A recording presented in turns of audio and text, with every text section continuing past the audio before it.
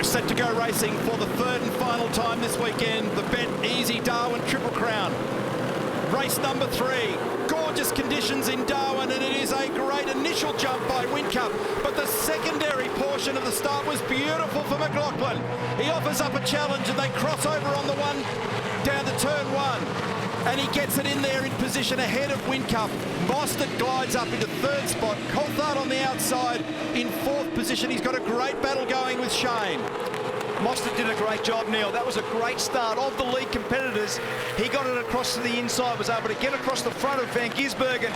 Van Gisbergen all crossed up through the kink with Fabian Coulthard. He's on the outside of this corner, but he'll be on the inside for the next one, and he'll take that position from him. So good job by Mostert. Van Gisbergen up in 4th spot behind him. And they've done a very good job all weekend of managing turns 1, 5 and 6. So 3 out of 3 for the majority of the field. Very tight on the run up towards turn 10, and Hazelwood gets caught across the top of that curbing. Jack Smith down the inside of Kostecki. Thought they were going to bump, but they got away with it. The 2 young blokes, they've had a little bump now, so it's a bit of, now a proper bump. So it's dodgem car stuff going on between the 2 young guys at the back of the field.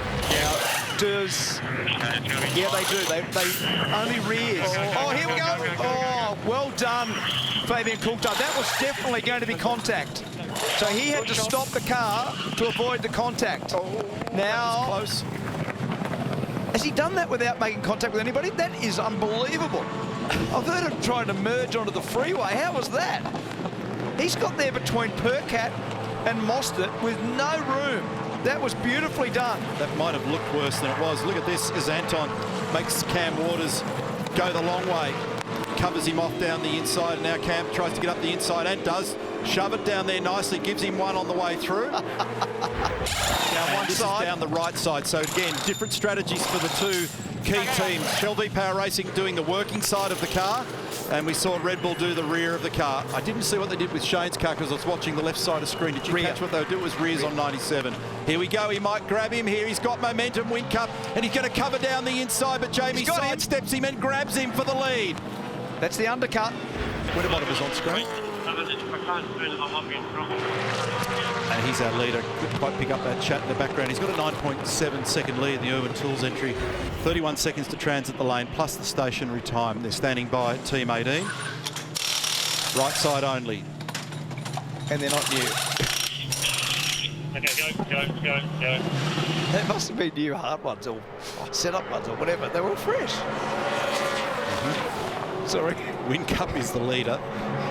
That's now been sorted, and it's exactly 0.5 of a second between Jamie and Scott. Now, where does Frosty drop in here? So that's Chaz, Fabian, Nick's gone through.